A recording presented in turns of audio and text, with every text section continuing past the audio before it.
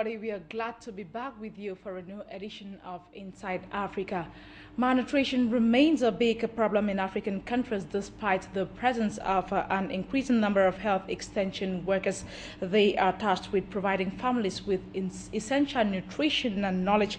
However, their weak performance has offered little help to tackle malnutrition that is high, especially among children. The formation of health centers in African countries has led to an increase in health extension workers.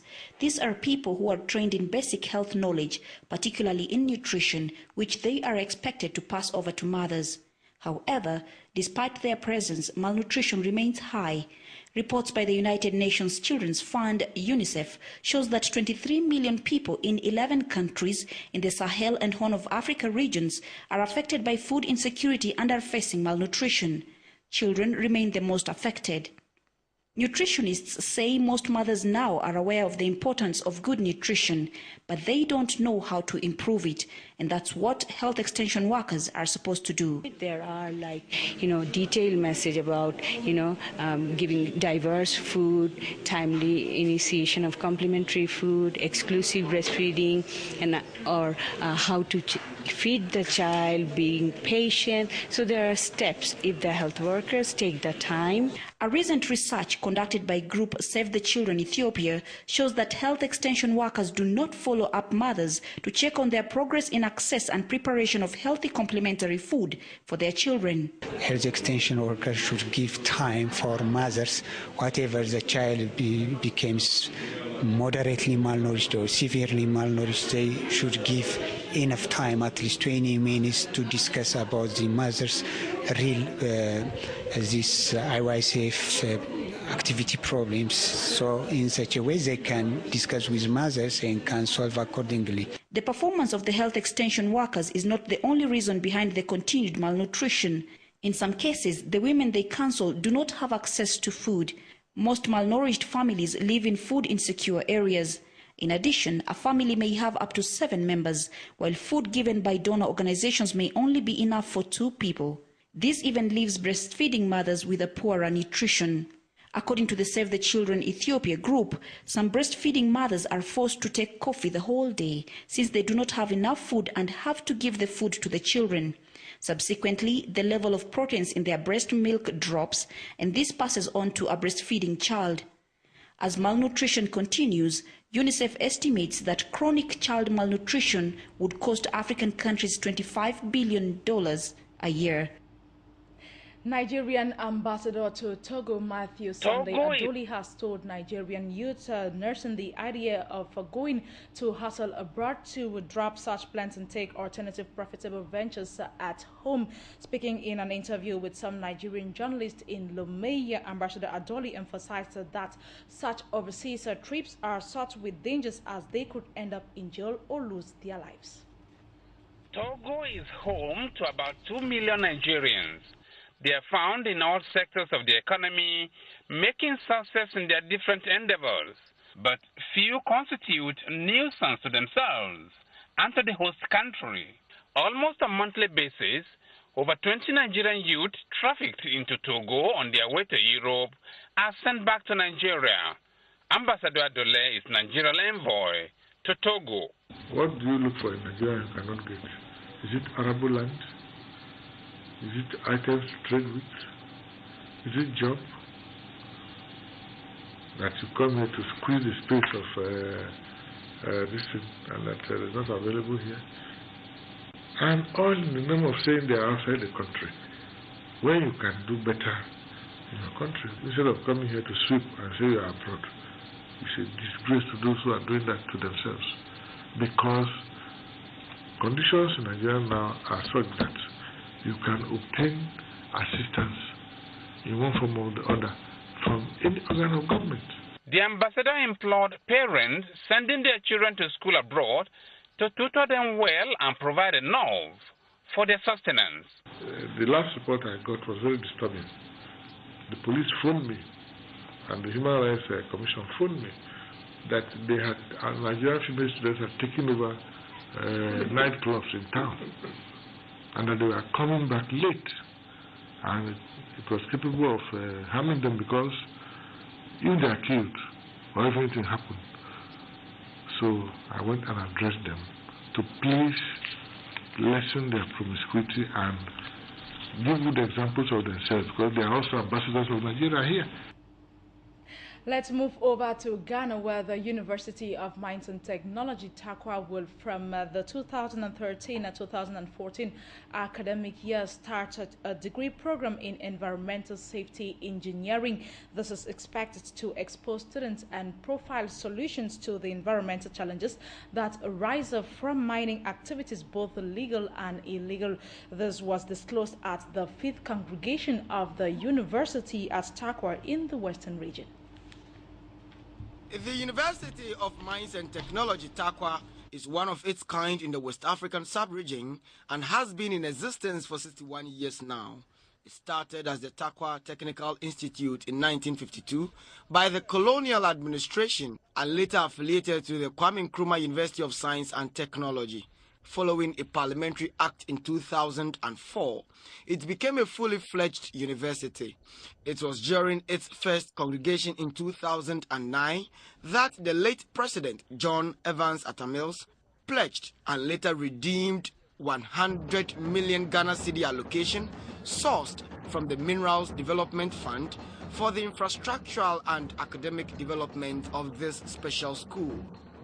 The fund is being used for the construction and refurbishment of infrastructural and other academic and residential facilities in the university, as evidenced by the number of construction activities on campus. These activities continue to promote quality of the teaching and learning environment. The government, through the fund, has provided the university with petroleum engineering laboratory equipment worth £1.3 million. These are the oil well cementing laboratory, reservoir fluids and rock properties laboratory, and the generic oil and gas processing simulator. Given the limitation of the land at the university, Vice President Kwesi Mr. Arthur was delighted that the paramount chief of the Wasa-Fiase traditional area has donated large tracts of land for the future development of the school. He also tasked the university to do more to curb the devastating effects of mining. There's therefore much work for this university to do. Reaching out to the local community legal mining, teaching the Galamsey operators sustainable mining methods to improve their efficiency and reduce the destructive path they are currently on, and reversing the environmental damage that has already been done. The mercury that is freely used to process the gold is poisonous to humans and gets into the food chain when it accumulates in fish. When ingested, it causes mercury poisoning and results in disorders of the nervous system and many birth defects. 382 students graduated. Of this number, 2 were awarded doctorates, 17 Master of Science and Master of Philosophy, with the remaining going into the world of work with Bachelor of Science degrees. Deserving students were also given special awards. We are still in Ghana, and now the Vice President Kwesi Mr. Arthur has inspected work on the 7 kilometers River Kakum dredging at Kwapro in the Cape Coast Metropolis. The work is a joint collaboration between the National Disaster Management Organization and the Cape Coast Metropolitan Assembly. The Vice President initiated the dredging works last year to end the perennial flooding that sometimes destroys life and property. River Kakum is said to have sourced from Praso before streaming into the sea at Cape Coast near the University of Cape Coast. Annually, the river bursts its banks with the onset of rains. Last year, the devastation was grievous among 5 communities within the catchment area of the university, with Kwapro being the hardest hit.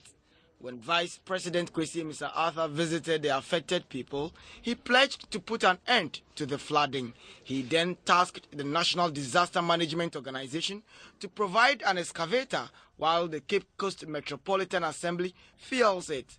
The Kwapro citizenry are also expected to provide voluntary labor in the dredging of the river. Professor Peter Champon chaired the committee tasked to facilitate the work.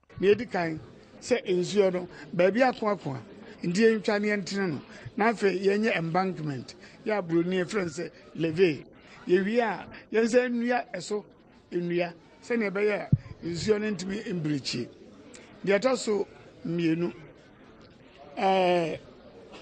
brimso at the dam no em say ni the first dam wo mo yen Ghana ha na ni solutions nti yanto so kakra na afa yemu empoma na nsuo no eyiri na eba na ebie empoma no na abesene ko. It came to light, however, that some unscrupulous people were into sand winning in the riverbed while dredging work proceeds, retarding progress in the process. One would say, Mr. Winjay, or to them, why galam say, what took a form now was a fat in Chandam, sir, and that's a Genoa, yan tassam papa, why Brian Peshaw. In Simayana, Quapro Manington a year. Vice President Kwesi Mr. Arthur said his preoccupation is to improve the quality of life for all Ghanaians, including people of Kwapro.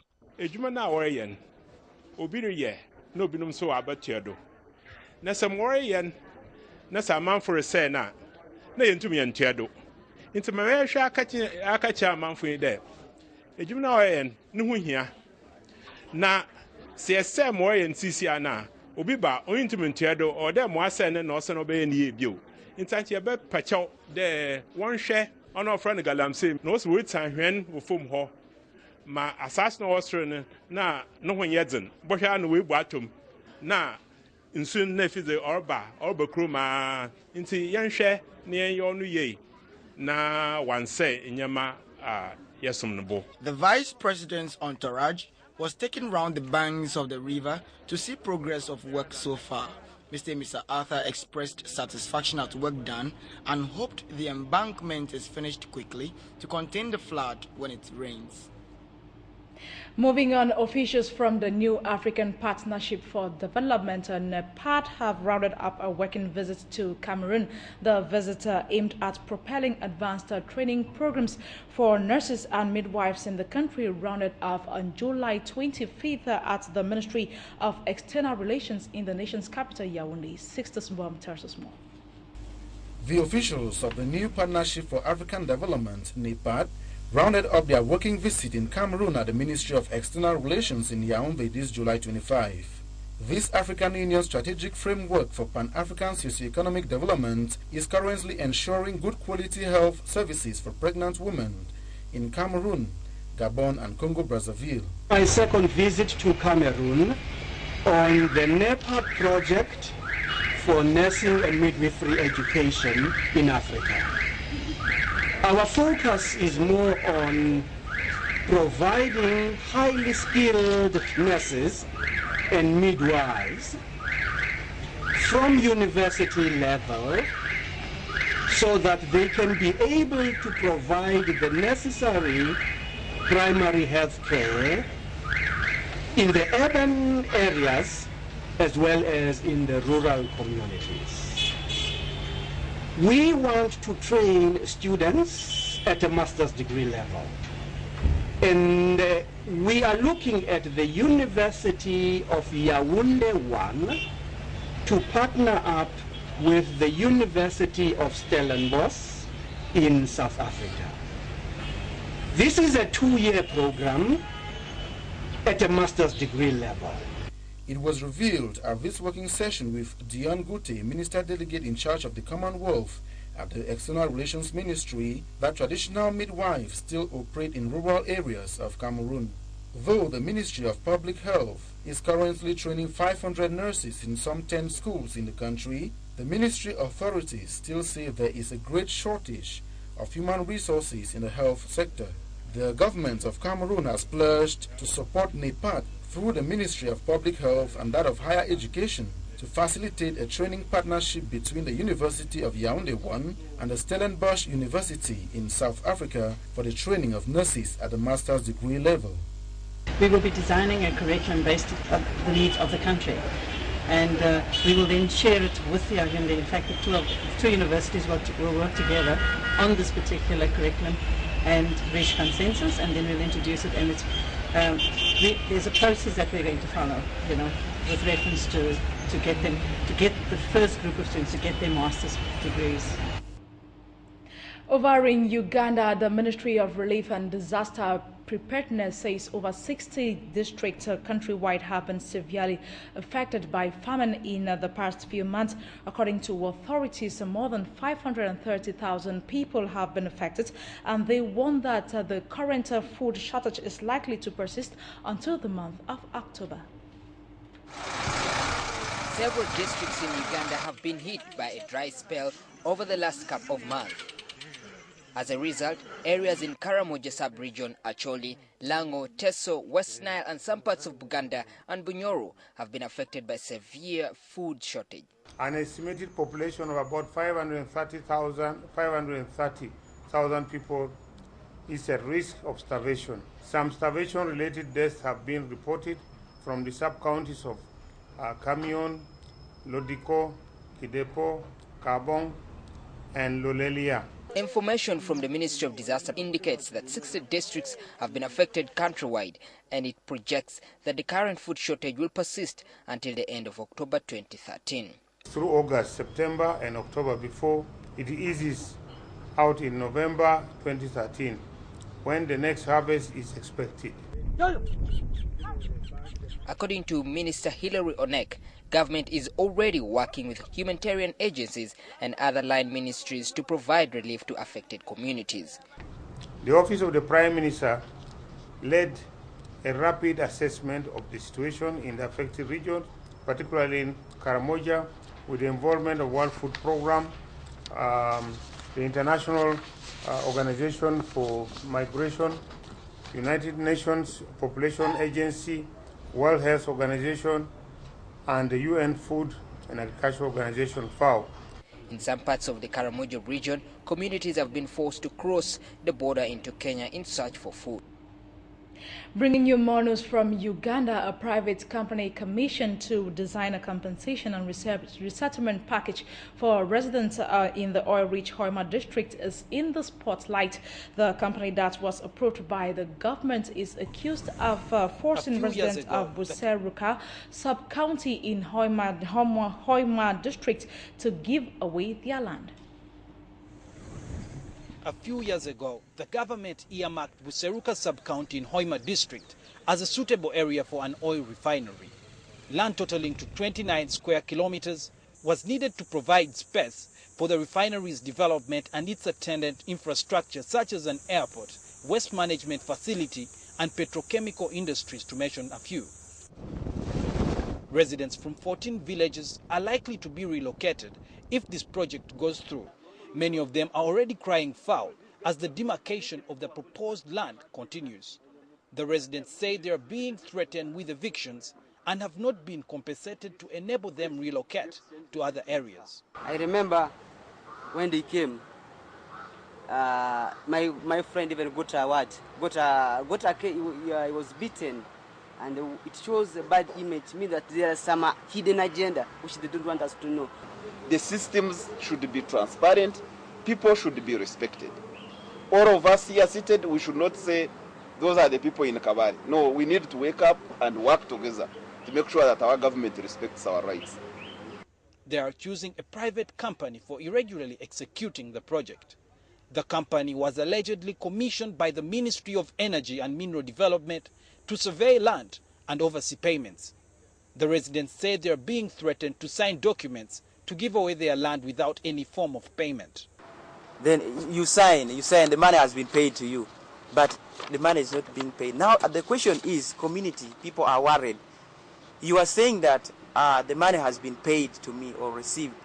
Now suppose you go and deposit less or you don't. They want government to regularize payments according to the current real estate rate.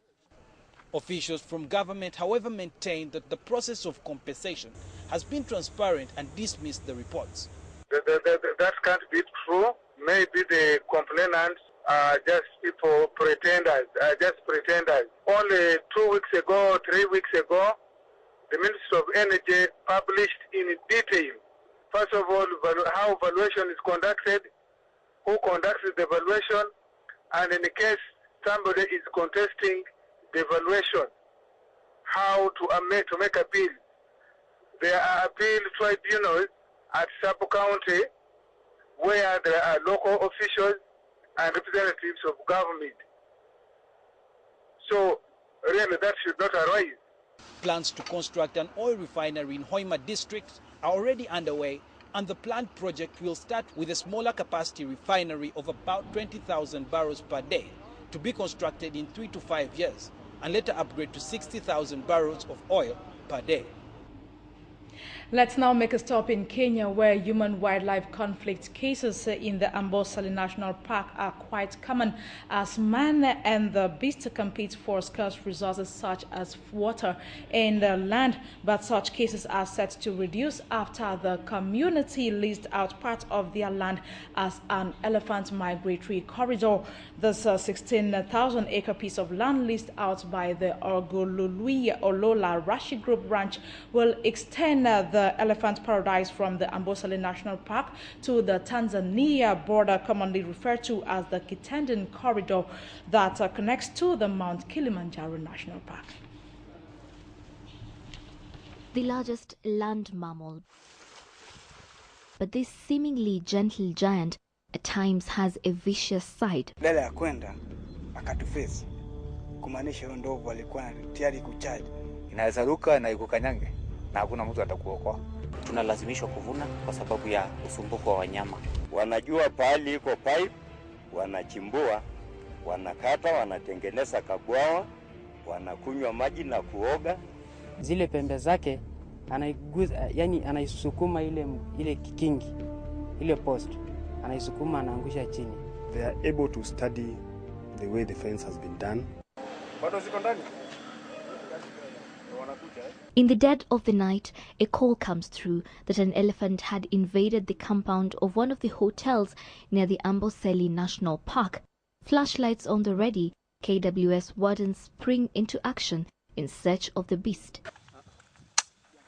It later emerged that the hotel is constructed on the wildlife corridor that connects the Amboseli with the Tsavo West National Park. Such drills may be routine in several parts of a country and only highlight the fragile nature of the relationship between humans and elephants here, a relationship that is increasingly strained as humans continue to impinge on the animal's natural habitat. Here in the Amboseli ecosystem, communities have experienced firsthand the downside to these strained relations. This back-to-back occurrences between the two natural enemies has escalated. Greatest threat to wildlife conservation today lies mainly on the human population pressure on the scarce land resources, and this leads to human-wildlife conflicts. Most of the animals are in the group ranches and the community land. And I want to call upon all of us as players, as stakeholders, to make sure that the community get a reason to conserve this animal. But today, this community has a different story to tell. It has leased out 16,000 acres of land to the Amboseli National Park through the International Fund for Animal Welfare, part of which forms the Ogulului Ololarashi Group Ranches, meaning that over 1,400 elephants within the Amboseli ecosystem will have more space to roam freely. The space extends from the Amboseli National Park to the Tanzania border, known as the Kitenden Corridor, that connects to the Mount Kilimanjaro National Park. We want you to be the owners of the conservation in this region. Tunaelewa namna hiyo? Tunataka nyinyi pia muwe watajiri ya kupokea watalii, muwe na game reserve yenu ambayo ni watu wa hapa. These elephants routinely move into the ranch areas, mostly during the rainy seasons, and at times come into conflict with farmers and villagers. The Kitenden Corridor will ensure that this favored route is secured. This is just one of the Vision 2030 flagship projects that involves reclaiming wildlife migratory routes that have been interfered with by human activity. If there were no elephants left, this would all turn to bush. It would turn to thick bush, would not be good for ranching, would not be good for tourism. Nobody could see the lions or the other animals. As the country pushes forward with development, more wildlife habitats are under threat, and these regular brushes between humans and wildlife will continue unless proper policies, including land policies, are in place to minimize these encroachment by humans into the wildlife space. We stay in Kenya. This time around, farmers in Elgeyo-Marakwet County are being trained on a new mode of farming. Farming Gatsaway farming method that rids the farmer of the conventional method of farming, like plowing the land before planting and the use of fertilizer. Monday afternoon, and farmers in Cheptebo village, Elgeyo-Marakwet County, gather. There is something heavenly here, or is it? The new technology being taught affects the core of their economic activity, farming. Its name, Farming God's Way. Farming God's Way in Africa was introduced in Zimbabwe in 1984 by a missionary called Old Drive. The term Farming God's Way means that as a farmer, one uses the natural resources available. Can you say moisture? Moisture. Yeah. Thomas Chepkonga was in South Africa to get the techniques on the method of farming. So today, he shares it, trying to convince these attentive farmers. Actually, it has three principles. No plow or no tillage. Secondly, is do not incorporate coast blanket. That means that is the cover crop, or no pan. Thirdly is practice rotation. When you used to be in school, by not plowing the land, moisture is maintained in the ground. Timing is everything, we are told. To avoid weeds competing with the maize, the weeds have to be cut out during the dry season. That will in turn act as the mulch. But to convince doubters, Thomas set up 2 demonstration plots in April. Farming is not a story tale, but it's a realistic because you witness by seeing. And after the experiment, their demo plot produced good quality maize, requiring no labor, while the conventional method demo plot required weeding twice in the past 3 months. And as the cost of farming inputs remains high, some here are looking forward to trying out this new method come next planting season. I'm going to down my all energies to Farming God's Way. The harvest is triple with a new mode of farming as compared to the conventional way of farming. And so for these farmers in Cheptebo village, Lord, we thank you and we pray that you make they can only give thanks to God for a bumper harvest ahead. And that report brings us to the end of the program. Thanks for watching and have a wonderful time in the company of our programs.